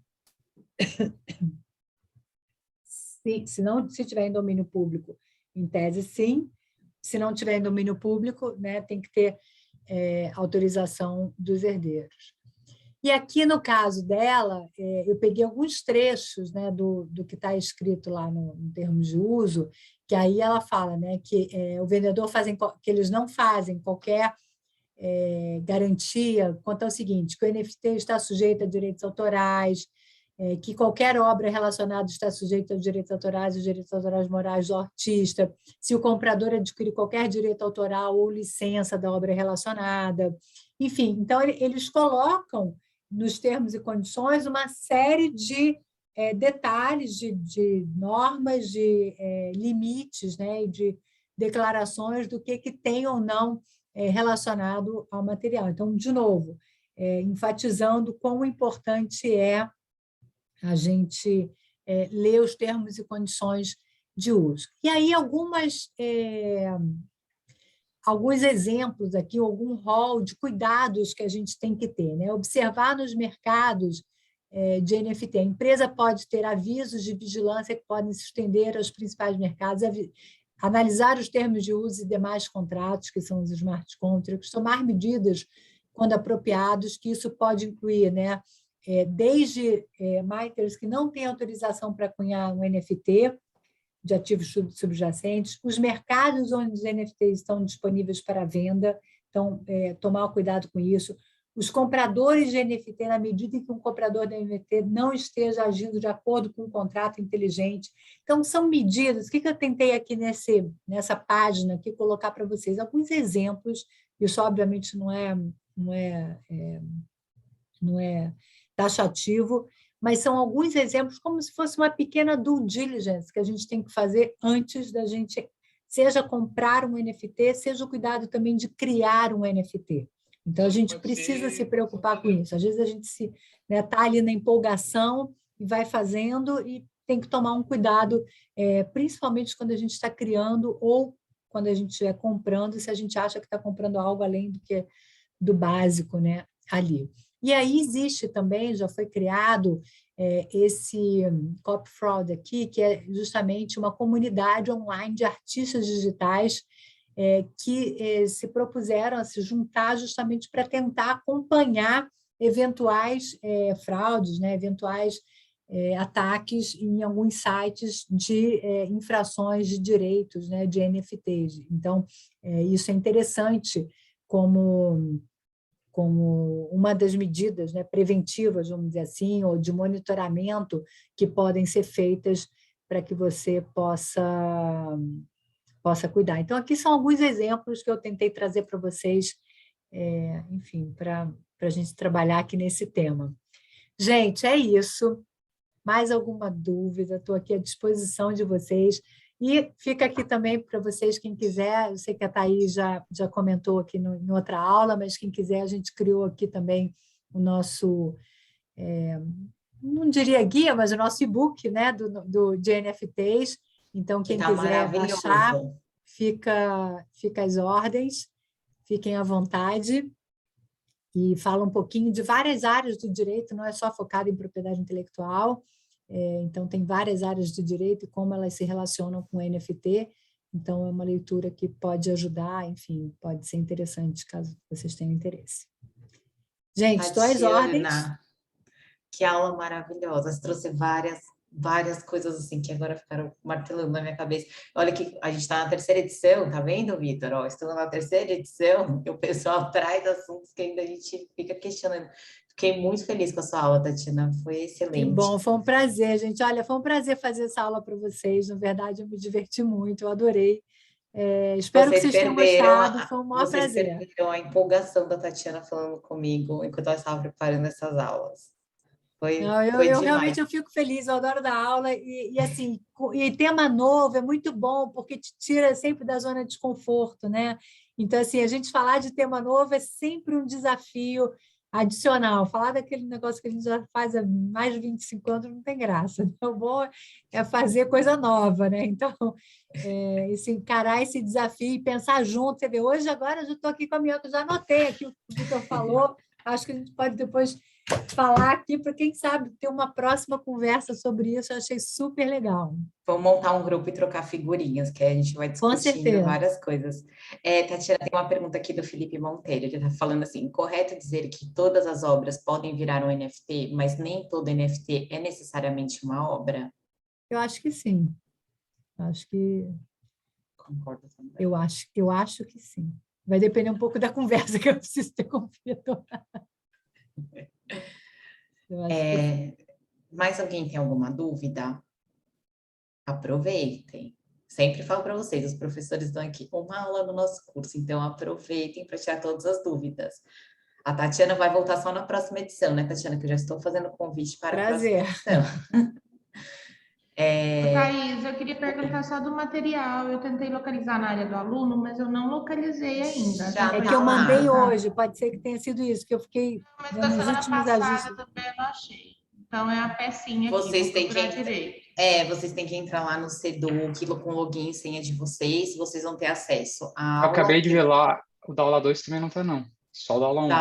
Da aula 2 eu vou cobrar a Cecília. A aula 1 eu coloquei lá, vou pedir para a Cecília o material da aula 2, disponibilizo lá para vocês. Da Tatiana a gente já está com ele. Aí eu não sei se a Adriana está aqui. Olha, eu vou até pedir licença aqui para vocês, eu vou até querer depois, Thaís, conversar com o Vitor aqui. Eu quero melhorar aquele slide, eu quero chegar ali numa eu não tô, olha, eu sou mas aquele slide está perfeito. Eu fico aqui, martelando também na minha cabeça. E assim, e é uma troca, gente, isso é que é legal, entendeu? Não é uma coisa de unilateral, é uma troca, por isso que é legal dar aula, porque todo mundo troca, todo mundo aqui, um aprende com o outro, um pensa uma coisa, outro pensa outra, e eu tentei aqui trazer temas que não são fáceis, que são complexos, da maneira mais fácil possível, trazendo, né, os exemplos, e acho que aquele é um ponto extremamente ali espinhoso, né? Que a gente tem que tentar chegar aqui numa solução melhor. Não, mas eu não mudo nada naquele slide, nada. Ele está Do quê? perfeito. No seu slide, não mudaria nada nele, ele está perfeito. Não, mas eu vou rever aquele ponto ali, ainda vou pensar Não, nele. a minha questão era do pré-existente, que eu só falei assim, mas será que ela está falando do pré-existente digital ou do pré-existente físico? Porque quando a gente fez a aula da Phonogram, a gente colocava lá em JPG, JPEG, nesses formatos. Então, aí, por isso que eu fiquei na dúvida, assim, porque aí não está mudando o suporte, ele só está certificando mesmo nesse caso. O suporte se mantém o mesmo. Então, por isso que eu fiquei naquela dúvida quando você perguntou, mas não vejo problema no slide, viu? Nenhum. Pode manter ele do jeito que tá maravilhoso. Todos os slides, ficou muito bom, muito bom.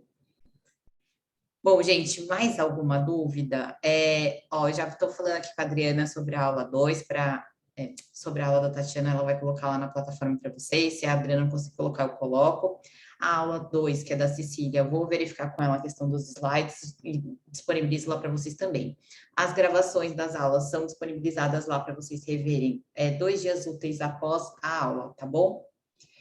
Se ninguém tem mais dúvidas, Tatiana, queria te agradecer imensamente, a aula foi maravilhosa, como você. Eu fico tão feliz quando eu vejo mulheres tão incríveis assim na PI, eu até comentei com a Eli, com o pessoal aqui na primeira aula, são mulheres que inspiram a nova geração como eu, então eu fico muito, muito feliz de poder contar com você, com a sua aula, com todo o seu conhecimento. Imagina, muito gente, obrigada. Um prazer, obrigada, de verdade, foi com carinho, com coração, com vontade.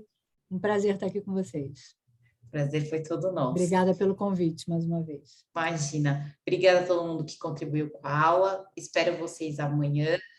Amanhã, só estou na dúvida, eu acho que amanhã é a aula do Gustavo, que para a gente falar sobre metaverso, tá? Então, eu espero vocês amanhã, às 18 horas, vamos tentar começar no horário, porque a culpa foi minha do atraso, então a gente tenta começar às 18 horas da manhã. Então, quem atrasar, depois assiste o comecinho na gravação.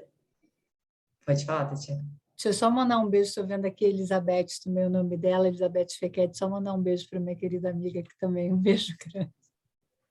Outra maravilhosa, assim como Eli, assim como a Ju e todas as outras que contribuem tanto com a API, com a tecnologia, com a inovação, com o direito autoral, com tudo. Então, gente, um beijo grande para vocês. Até amanhã às 18 horas. Beijo grande, Tatiana. Brigadão. Tchau, gente. Obrigada a todos vocês pelas contribuições. Tchau, tchau.